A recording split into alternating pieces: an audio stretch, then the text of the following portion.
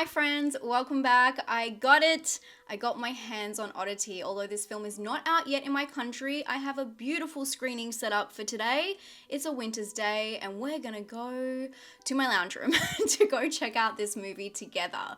I've been hearing about this film non-stop, and a lot of you who commented on my last video talking about my top 10 so far of 2024, which number one was a surprise, right? You asked me, when am I gonna see this film? And trust me, I wanted to for so long, and I'm so grateful that I got my hands on a screener so we can dive into this spoiler free, and I'll let you know whether it's worth the wait or if you should go and see it if it's available for you right now in select cinemas, because it is on the big screen in America. You guys are very lucky. And get this, the movie is about a psychic medium who attempts to uncover the truth behind her sister's murder at the site of the crime. Just that alone is very exciting. I have not seen any of the trailer, but a psychic medium and an investigation story, those are two of my favorite themes within horror movies, so I'm really keen to see how this pans out. This is directed and written by Damien McCarthy, who is known for Caveat, a beautiful, moody Irish horror movie that I really liked when it came out in 2020. In fact, it was filmed in the same location inside a converted barnyard. The other thing I know is Paul McDonnell, who is the effects artist on this film, created some of the props with influences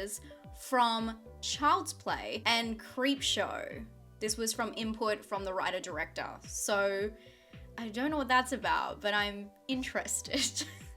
You always think about special effects, but the fact that they're talking about Creepshow and Child's Play, films that use quite practical effects, what does that mean? I love some practical effects and I love some spooky props.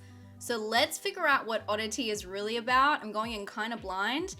Very excited about the subject matter and very keen to take you guys along. Keep watching if you want to know if this is worth your time and what I think, spoiler free. Let's go.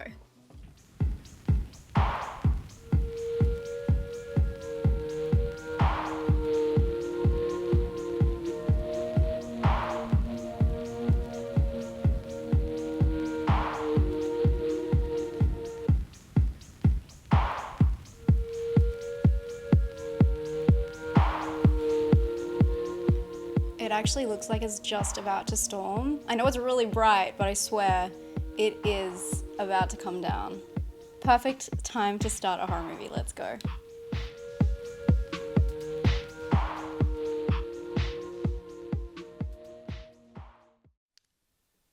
Okay. All right. That was not what I expected at all. I'm gonna finish my thoughts downstairs because the clouds keep moving and it's very inconsistent and it's annoying me. So let's talk about it. Okay, that's so much better. Stormy weather is great for horror movies, but it's not great for filming. Not at all. I am very split on this film, and I didn't expect to be. I thought that this, especially with the theming and knowing I liked the work of the director, I kind of had an idea of what it was going to be in my head, and this is why sometimes the trailer is important. I don't know, I still haven't seen this trailer. I don't know if it gives away too much, but this is a very interesting meeting of what I like about the film is also what I don't like. So this film has a huge lead up, a huge setup of the characters, but it is at its core a story about a woman who owns an oddity store, and she is psychic and utilizes these items to try and figure out what happened to her sister who passed away. It's a mystery from the start, and the film operates as a twisted mystery, kind of mystery crime where you're trying to figure out what happens. But she has these powers that kind of, cut to the to the punchline pretty early, which can be a hit and miss because there's no real investigation going on, I didn't think. But that's not what I necessarily didn't like about the film. The film's setup is so strange and convoluted, the way it twists and turns to get to just the common setup of a film. Just that there's been a crime that's been perpetrated and we're trying to figure out what's going on. If the structure of how it starts and the scene before the title, it's just so disjointed and strange. It doesn't feel organic at all. And I think that's really important when setting up a mystery, a twisted mystery. If you guys know, Spanish thriller mysteries are one of my favorites. I've done a whole video on them.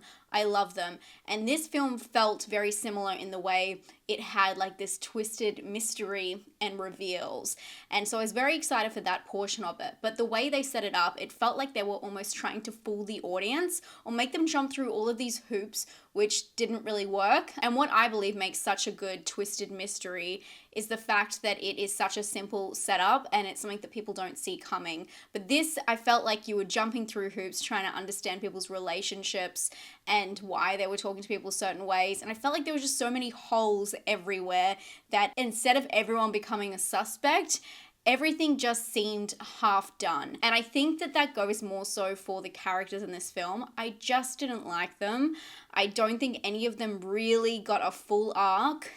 This film is meant to be about justice to a crime, and I don't feel like that was properly explored, and I felt like there was a lot of false promises going on. There was also a lot of strange cliches going on. Of course, we have the psychic twin, and they definitely give her some kooky elements, but what I disliked even more so was the way that they portrayed the husband and his job. So he worked in a mental facility, and it was very much straitjackets, people drawing crazy drawings that make no sense. It just, the way it was put together didn't work for me. I didn't like it. And it's so interesting because one of the best parts of this director and his vision is his art department. And that really shines through in Caveat. And in this film, that is the best part as well. It's just what's interior, what's happening at the actual scene, the scene of the crime, which is the center place in this film. It's where everyone's heading to. But there was all of these other exterior locations within this film, and I felt like they took away from keeping you really trapped in the creepiness, the essence of the film, because the art department at that central location, chef's kiss, and also all of the props, the Oddity props. Now I understand why there was such an emphasis on Creepshow, because all of these props are so unique and so interesting, and I love seeing them shine. I loved that part. They really had all of these magical elements, and I felt like it tried to outsmart itself instead of telling a story that may have been more simple but more rewarding for the audience. The props, they were creepy, and it also built up the atmosphere. The atmosphere was great inside the scene of the crime, where their house, where a lot of it takes place. I had some really intense reactions to some of the, it was jump scares, but some of the jump scares in this film. I felt like one of the jump scares got me so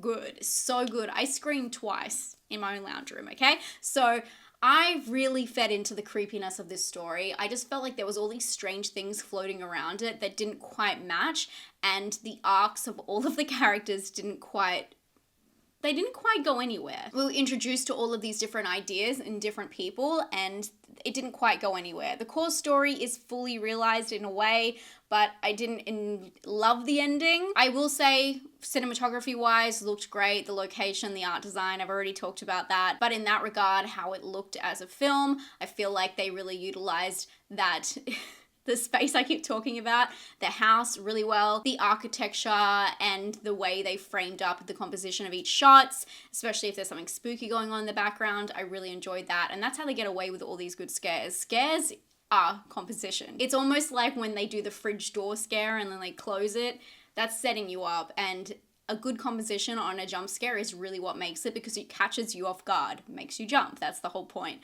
And I felt like that was beautiful in this film.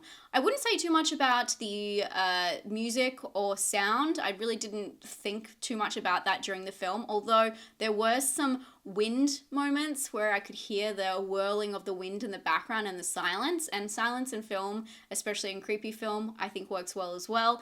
I couldn't even tell if that wind was in the film or in my house, so it felt very natural. All in all, I had a fun time, but I do feel like the film is a little bit messy and includes a lot of elements which just wasn't needed. I felt like there should have been more focus on making any of the characters likable and really giving them a full backstory. It felt very surface level, and I would love more about the props. The props were, the key, the hero of this film, and I felt like they didn't let them shine as much because it started in a really complicated way. I wish it had just started in the Oddity store about her getting the news, where her sister had died, but it's a very strange lead-in, and it kind of threw me off for the rest of the film. Anyway, that's how I thought about Oddity. I really thought I was gonna like it more, but I would love to know if you've seen it, what you thought down in the comments. I'm gonna give this film a 6 out of 10.